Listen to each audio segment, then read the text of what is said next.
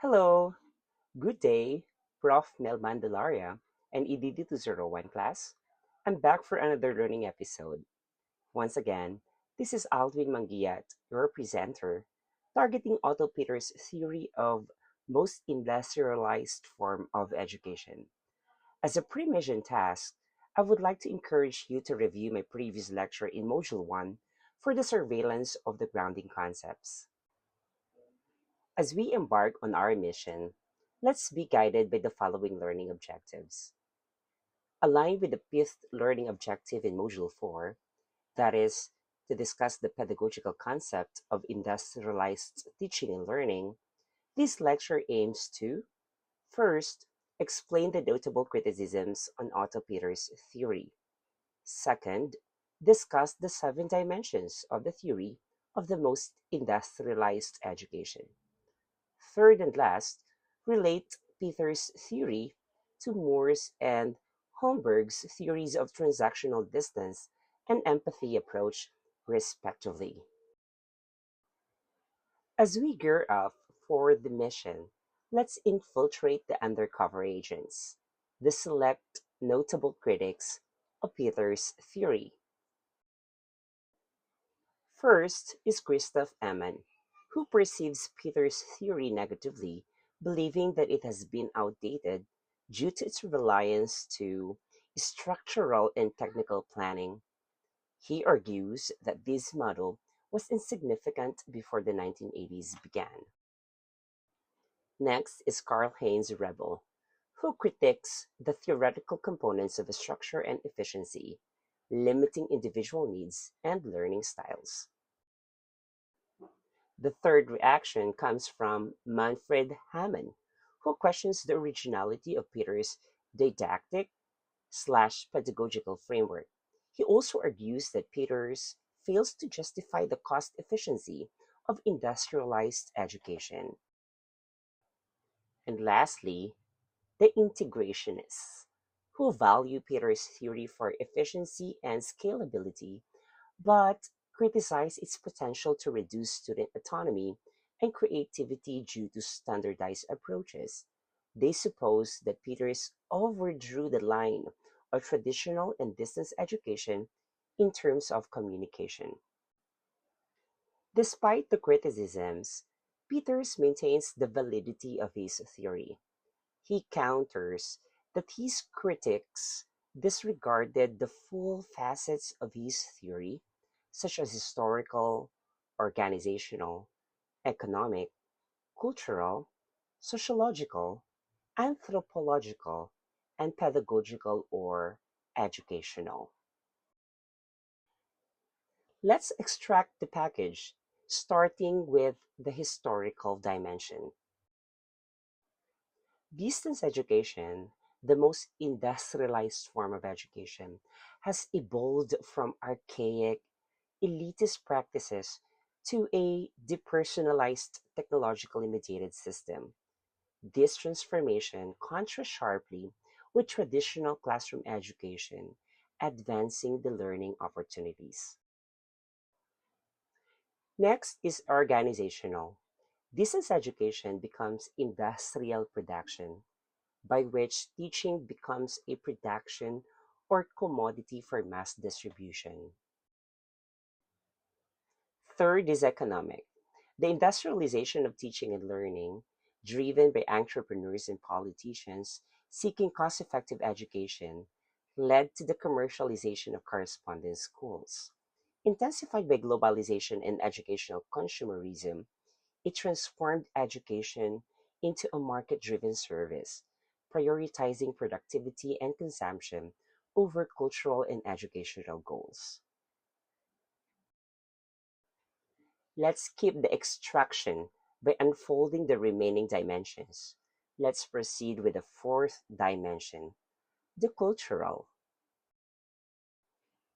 Distance education emerged during industrialization due to new cultural conditions, including the shift from tradition directed to inner directed behavior. This shift, driven by new career prospects and a desire for self improvement, made distance education a viable mass phenomenon. Then we have sociological hypothesis. Sociological studies show how societal phenomena change during industrialization. Through this lens, we can see the significant changes in the educational system. Unlike traditional education, distance education is described as emotion free, universally standardized, goal oriented, yet socially constrained. Second to the last is anthropological. The industrialization of education, driven by technological advancements, extends human capabilities and compensates for human limitations. This shift, while enabling survival in a changing society, disrupts traditional teacher student relationships and leads to alienation or separation. And to finally unclose, we have the most salient aspect, the pedagogical or educational. Industrialization of distance learning shifts the pedagogical paradigm, requiring new learning and teaching methods, behaviors, and styles. This shift emphasizes student autonomy, self regulation, and active learning, replacing traditional presentational teaching. Now let's keep moving and holding the position by further unfolding the target theory, its relevance and purpose, as well as the public reception, perception, and acceptance. The idea of industrialized education is still relevant, even though industrial processes have changed because of digital technology. They still play a big role in our information and knowledge world or society. Open universities, despite their theoretical advancements and online communication, still rely on traditional industrial structures, particularly mass production. The theory is widely comprehensive as a framework for planners, teachers, learners, and evaluators. It helps them understand the reality of distance education, its unique identity, and its relationship to industrial production, technological advances, and humanitarian missions. Contrary to face-to-face approach, it emphasizes the need for adapted learning and teaching behaviors. In the 1960s, the idea of industrializing distance education was born. But it wasn't until the 1980s that Desmond Keegan's work, especially his book, The Foundation of Distance Education, really took off. This theory, which focuses on new technology, organization, and management ideas, really caught on with education experts and providers. And now it's a staple in distance education literature and courses. Distance education, based on Enlightenment ideas of progress and rational planning, is facing challenges in today's postmodern world or society, where these ideas are being questioned. Despite the rise of postmodernism and changing student attitudes, distance learning continues to grow in importance.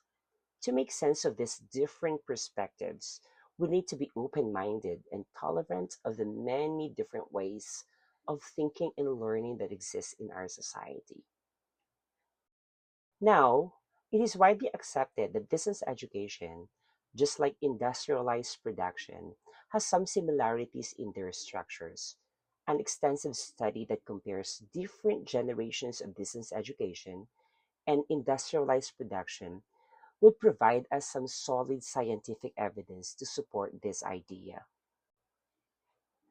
Moving around, let's confirm the target's relation to the other classic theories. Let's triangulate it with Michael Moore's theory of transactional distance and Borja Hamburg's theory of empathy approach.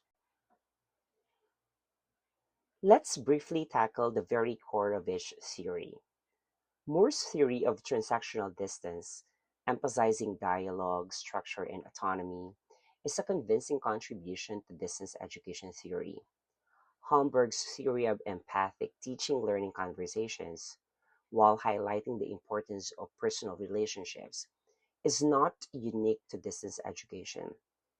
Sharing similar criterion with Moore's theory, that is structural and organizational planning, the theory of industrialized education clearly distinguishes distance education from face to face education. Meanwhile, the empathy approach and industrialized education theory differ in their perspectives on the human element in learning, yet both relate to learning experiences and their impact. Moreover, Moore's theory, while descriptive, implicitly prescribes dialogue, structure, and autonomy as fundamental elements to improve distance education.